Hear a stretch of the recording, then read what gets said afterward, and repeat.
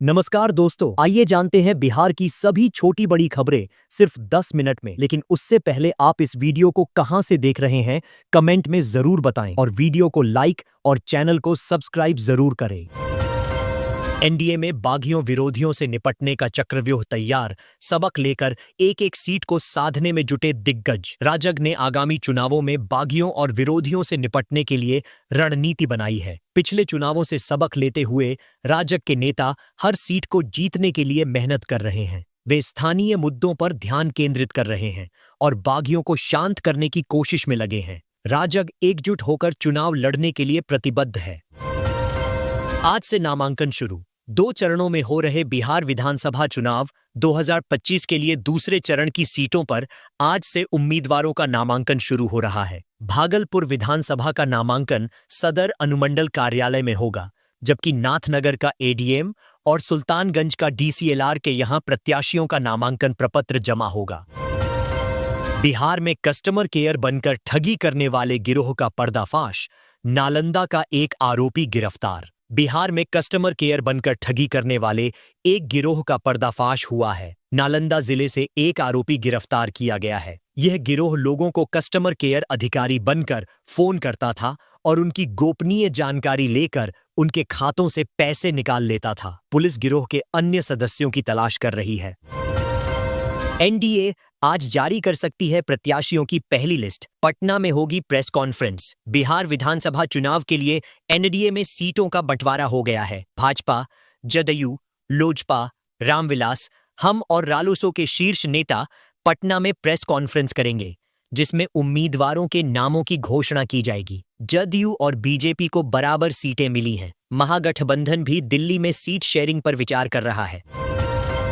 कांग्रेस के 60 प्रत्याशी तय, आज लगेगी फाइनल मुहर। बिहार विधानसभा चुनाव 2025 के लिए एनडीए ने सीटों का बंटवारा कर महागठबंधन से बढ़त बना ली है। महागठबंधन में सीटों को लेकर खींचतान जारी है और कांग्रेस ने 60 सीटों पर प्रत्याशियों के नाम तय कर लिए हैं। राजद और वाम दल भी तैयारी में हैं, लेकिन मुकेश सहनी को लेकर स्थिति स्पष्ट नहीं है। सीट बंटवारे में देरी से महागठबंधन की एकजुटता पर सवाल उठ रहे हैं।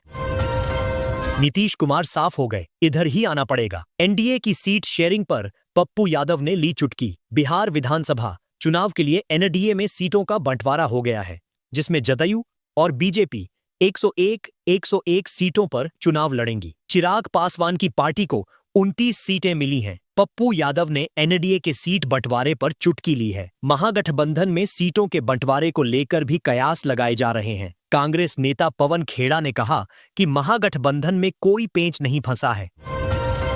चुनाव से पहले सारण में पुलिस का एक्शन, अपराधियों पर कसा शिकंजा। सारण जिले में आगामी विधानसभा चुनाव की तैयारी में पुलिस ने अपराधियों के खिलाफ सख्त कार्रवाई शुरू कर दी है। 305 लोगों पर सीसीए के तहत कार्रवाई की गई है और कई अपराधियों की अवैध संपत्ति जब्त करने का प्रस्ताव भेजा गया है। पुलिस अधीक्षक ने बताया कि इस अभियान का उद्देश्य चुनाव के दौरान शांति और निष्पक्षता बनाए रखना है, ताकि मतदाता भयमुक्त होकर मतदान कर सके।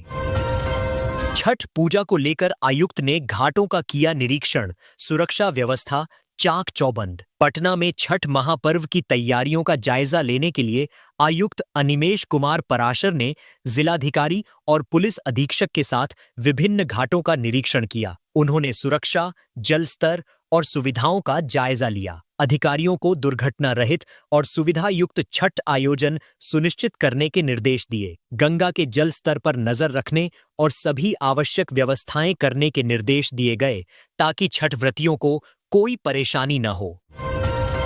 चुनाव से पहले पुलिस को मिली बड़ी कामयाबी। थानूदास हत्याकांड में फरार नक्सली 20 साल बाद गिरफ्तार। चंद्रमंडी पुलिस ने कुख्यात अपराधी थानूदास समेत 5 लोगों की हत्या में शामिल एक नक्सली को 20 साल बाद गिरफ्तार किया है। यह गिरफ्तारी विधानसभा चुनाव से पहले पुलिस के लिए एक बड़ी सफलता है। नक्सली राम किस्कू उर्फ फटीचर किस्कू को खुटमो जंगल से गिरफ्तार किया गया। उस पर चंद्रमंडी थाना में 2 नक्सली मामले दर्ज हैं।